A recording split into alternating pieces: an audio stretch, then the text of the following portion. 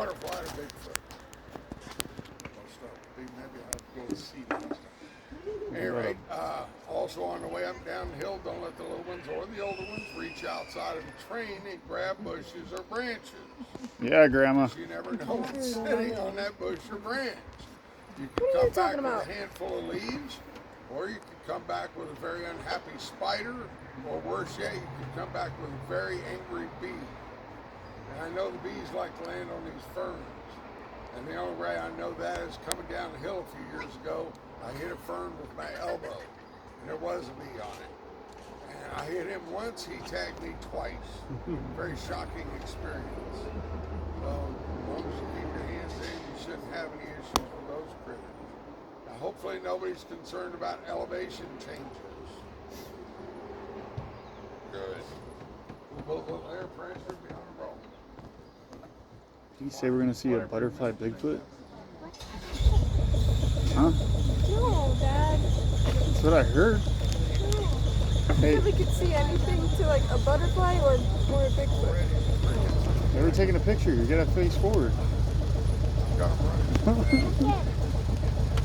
Hang on, we weren't looking.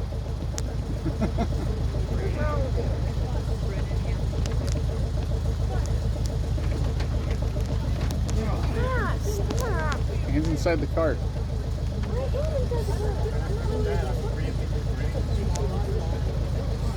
Make sure Grandma doesn't hang out.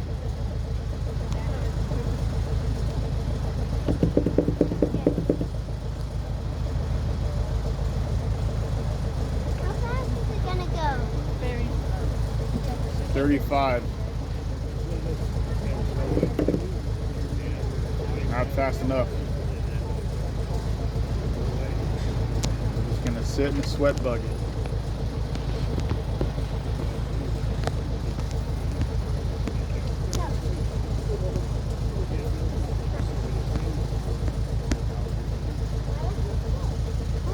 My boss told me to have a good day, so I went home.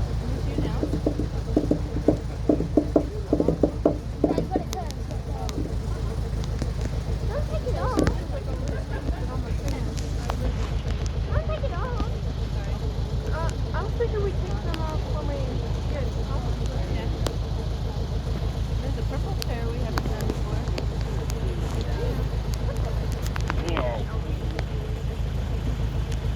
Watch out for creepy crawlies. They just got a spider on me. Don't give them to me, because I'm going to eat them. Did you hear me? Yes, watch out for spiders.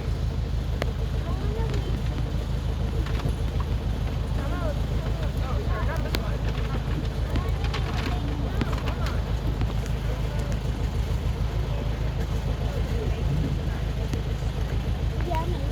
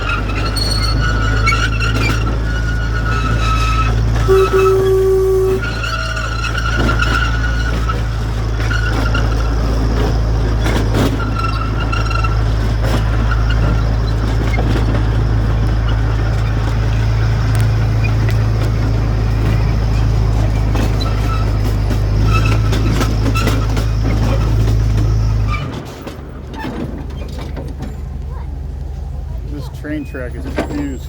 This is hilarious.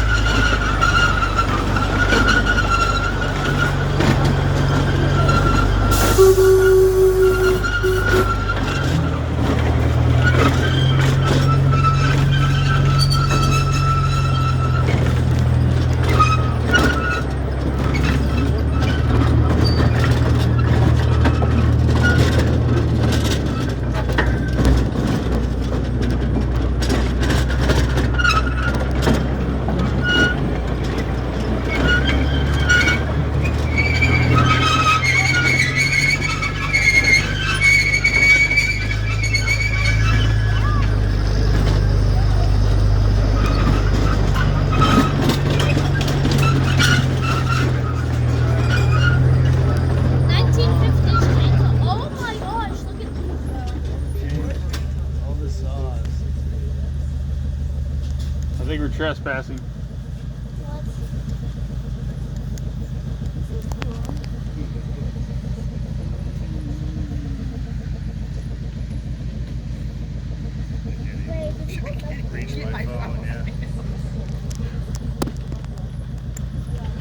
Now, when they started logging the old growth back in the late early 1900s, they started out using misery whips and double bit axes.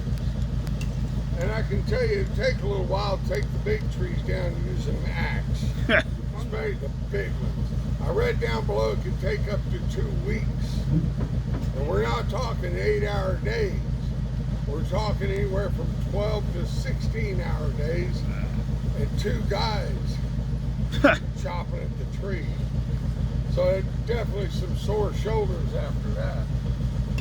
Now, the misery whip, that's an appropriate name for that particular piece of equipment. Because if you don't know what you're doing with that thing, it is flat miserable trying to get it to work right. I know I played with a 4-footer here, trying to show folks how it cuts.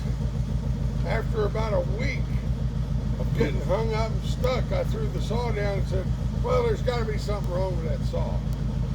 I did a little more research and discovered there wasn't anything wrong with that saw. It's called operator error. So I don't even mess with those things anymore.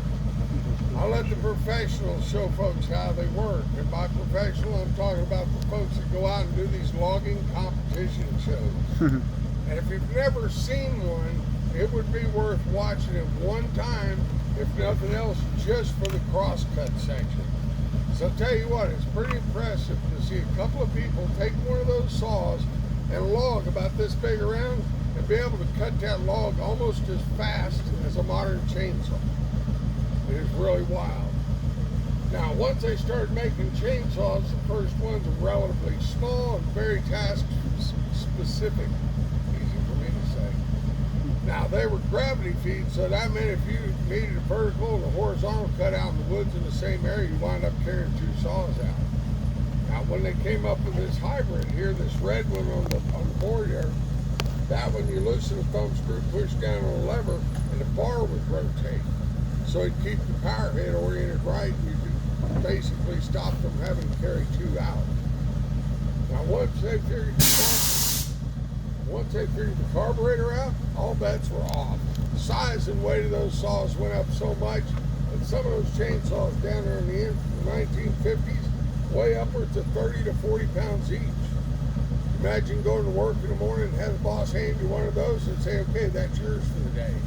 That means you got to pick it up, put it on your shoulder, pick up your fuel, your oil, your water, your lunch, and then go hiking up down these hills to cut the tree. So it took a fairly robust individual to be able to do that back then. Now, don't get me wrong, folks who work out in the woods nowadays on a day-in, day-out basis, my hat's off to them. Those folks earn their money. I mean, granted, the saws are lighter weight and more powerful, but they face hazards out there in the woods that most people don't even know exist.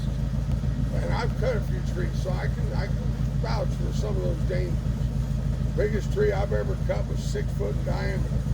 And I can tell you, when you start making that back cut and it's supposed to go this way, and it starts going that way, the pucker factor jumps way up there. And then it hits the Dutchman and spins off to the correct direction, and you kind of go, woo, boy, that was close.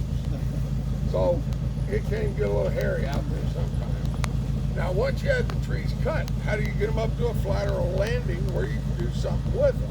Well, in 1898, this machine right here was the one for the job. This is steam-powered auger and steam donkey. As you can tell by the little sign there, this thing weighs about 14,000 pounds. That makes this a very heavy baby. And I say baby because this is actually a really small example of this machine. There are examples of this critter out there that are about the size of a house. And I wouldn't even hazard a guess on what one of those weighed. Now, the way they moved these things around primarily back in the day was with teams of oxen. They'd hook them up, they'd say mush, and away they went. In most cases, they were going from the very top of the mountain because they intended on logging that entire mountain off. And when they were done, some of the companies came up and went, well, you did such a good job, enjoy retirement. They walked off and abandoned them. They left them sitting right where they were using. Because to the company, it was cheaper and more economical to buy a new one, have it shipped to the base of the next mountain, and go from there. And I'm sure what they made on the mountain was enough to pay for 50 times over what they spent. Now, to move forward a few years, 1923, you got the Skagit yarder down there on the very end. That's gasoline powered. Then you move forward just a couple of years up to the 1930s, you got the Buda diesel yarder. Nowadays, from what I understand, they drop a big truck up on location, stand a mast up, anchor out. They're pulling timber in a fraction of the time it takes these guys to even get set up. Now, if we make the loop around the top, I'll stop at a few other spots, talk about the trees, how they live and grow. If y'all have any questions, feel free to ask them. If I can answer the question, I will. If I don't know the answer, well, I'm probably going to fib to you. Truth, right? Yep. No, if I fib to you, I'll let you know pretty quick that was a fib. That way you can Google it or do whatever you do to find the right answer. And if you do find the correct answer, hopefully you share it with me. That way I don't have to fib to the next person that hits me with that same question. Now, there's a couple of spots up here I have been known to stretch. Now you'll see.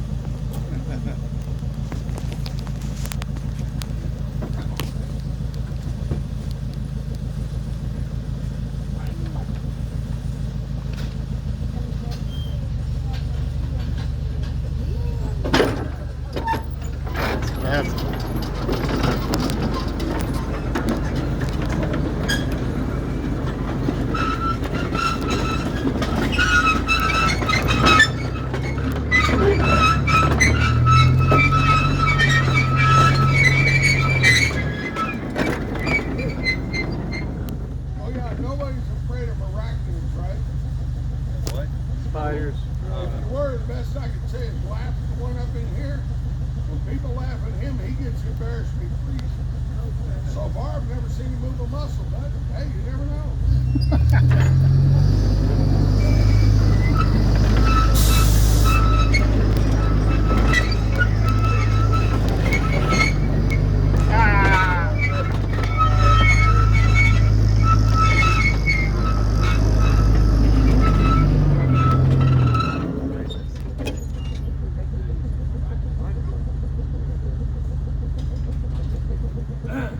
So the coast redwood is considered to be the tallest living thing on the planet. The tallest one on record, 380 feet, 3 inches. That's way up there. Now, how big would you expect a redwood cone to be? I know when I first moved up here, I'd seen sugar pine cones. And compared to the tree, those things are huge. So I figured, hey, the tallest living thing on the planet, it's got to have a cone about that long and about that big around, right? Yeah. I was a little bit shocked and relieved when I found out that that is a redwood cone. And that's actually about as big as they get. And in hindsight, that's probably a good thing, right? Yeah. Wouldn't want something my size falling from 200 foot up. That could get really bad. Now, this thing, when it's up in the canopy, it'll open up and it'll drop all these little bitty tiny seeds to the forest floor. And when I'm talking little tiny seeds, I'm talking seeds about the size of a tick. Mm-hmm. And they gotta be. This cone can hold between 20 and 40 seeds. Wow. So they're really tiny. Now the really weird twist is, even though all of those seeds made it to forest floor, not one of those seeds will ever grow into a tree. They can't. The seed case around that little seed is so hard. The only way that seed could even possibly think about growing would be if you had a forest fire come through the area and fire crack the seed. It's kind of like popcorn. You got to pop it open a little bit so the moisture can get in, germinating. Otherwise, most of the time the seeds hit the ground, the birds find them, that's it, they're gone. Most cases, redwoods reproduce just like that. Something happens to the parent tree, either natural or man-made, and the response is a family group that comes up around the base of the stump. And in this case, it looks like it was probably lightning and fire that took out the parent. And I would guesstimate a couple hundred years ago because the age of the individual trees that make up that family group. Up ahead, you'll see some family groups that are 31 years old this year. We know that because this area up here was harvested back in '93. Luckily, we have those family groups because if it wasn't for them, well, a good portion of this ride would be just like that. I had a guy rode the train in '95 and his description was Sunburn Express. And there were two different guys. One said it was baked earth, one said sunburn. They were both ecstatic with the way that nature is healing itself up ahead. Yeah. Now these trees here, these are called tan oaks. But in reality, and let me back up, they have all the attributes of any other oak. The hardwood, jagged leaves, acorns. But the thing is, they're an evergreen species. All the other oaks around the planet lose their leaves in the wintertime. This one, it stays green just like this in the middle of January or February. Snow can be flying, rain coming down. They'll be green, they'll be wetter because we get 80 to 100 inches of rain up here, but they'll be just as green.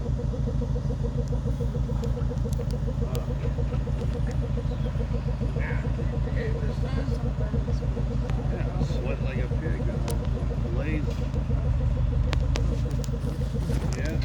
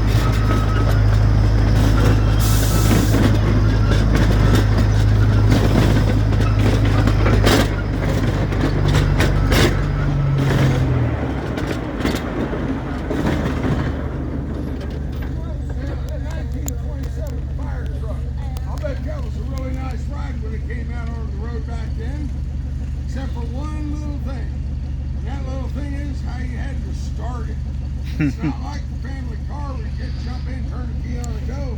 This thing, you flip the switch and run around out front and hand crank the motor over until it fires over. Yup.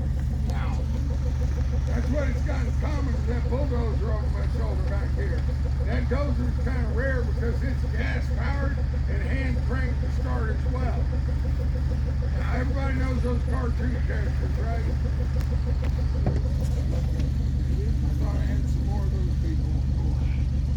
A couple years ago, over the course of the summer, I had about 100 folks on this ride that had no idea who any of those were. Seriously scared me. Made me wonder what planet they were from. Because if you're from this planet, you ought to know at least one, right? These folks had no idea who any of them were, and they can speak English better than me. I know that's not saying much, but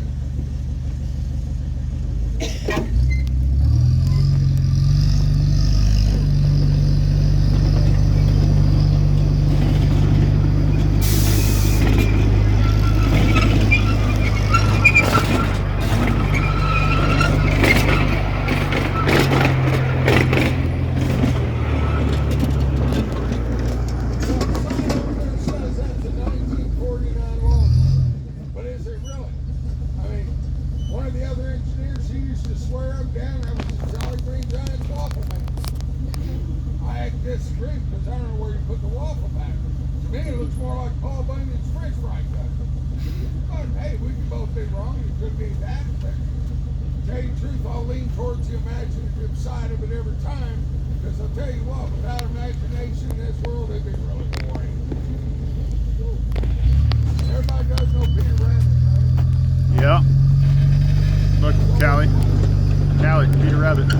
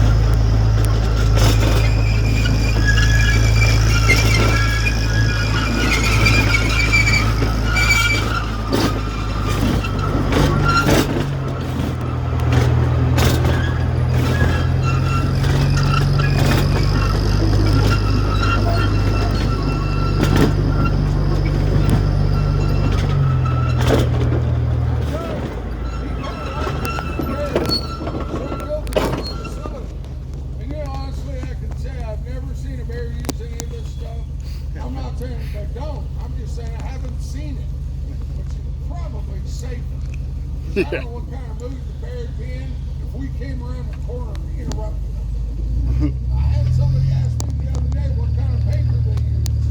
I said, well, I don't know for sure, but I bet it's Charmin. That little girl asked me, well, what if they're out of toilet paper? I said, I bet they use really soft leaves. And she goes, why really soft leaves? I just kind of, about 10 minutes later, I heard her say, oh, I get it.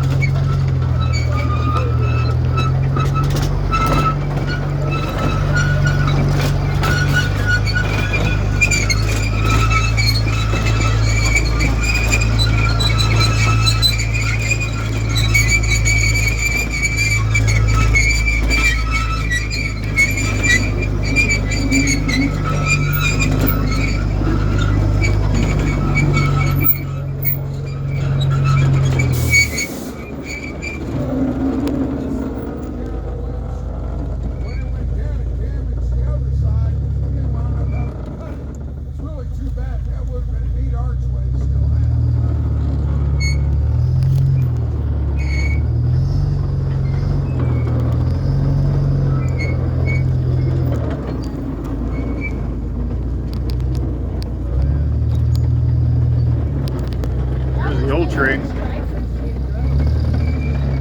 Glad we're not on that one.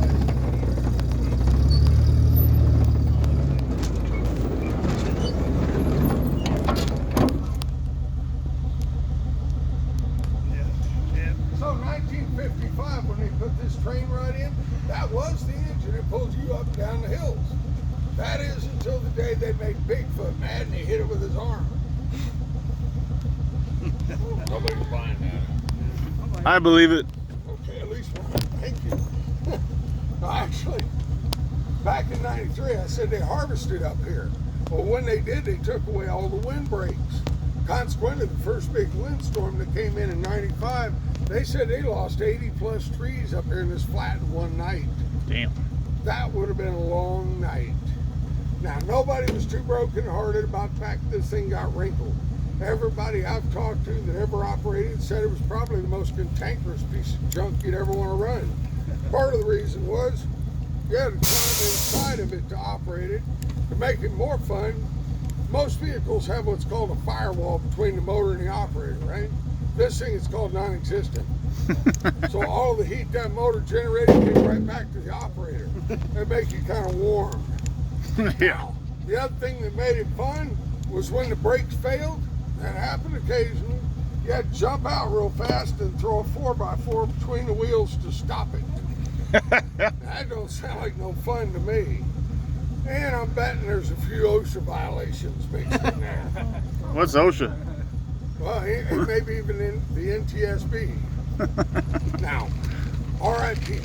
That usually means rest in peace for most people. But the guys that operate this thing, they said there's no way they want this thing resting in peace. So their interpretation of RIP is rust in place. Yep. rest in pieces.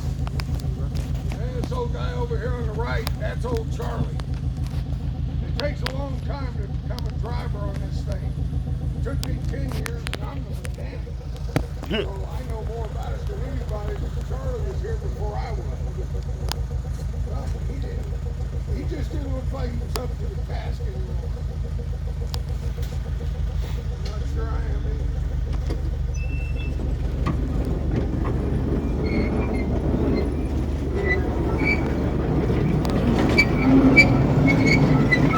Look at Charlie.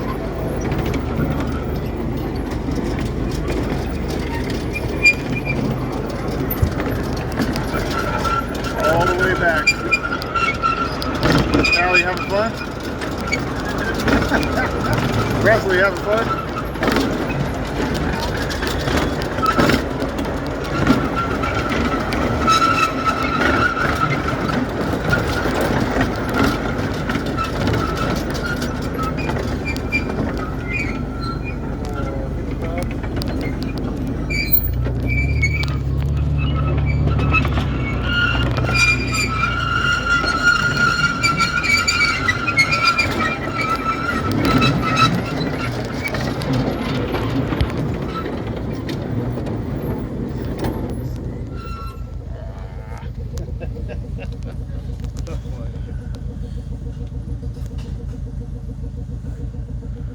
So redwoods are kind of neat how they grow. Most trees, like the oak tree and a fir tree, they've got a single root that goes deep into the ground to anchor in place. It's called a taproot. Well, redwoods don't have a taproot. So the deepest you're going to see the root mass on redwoods is between about 6 and 9 feet deep. Well, that's pretty shallow for a 300-foot tall tree. Those things be falling down a lot more often than they do. But they got a few tricks up their bark to get around that. One, if that tree is 200 feet tall, roots go out over 200 feet in all directions. If it's 300 feet tall, the roots are out 300 feet. It also helps that they hold hands underground. So if one tree leans a little bit, the others can kind of hold it in spot. Now, obviously, that doesn't work every time, but it works well enough that we have 1 and 2,000-year-old trees growing up in this area. Now, I was going to try to stop around the corner in the shade, but you wouldn't have been able to see the marker up here, so I had to. That was as fast as I could talk.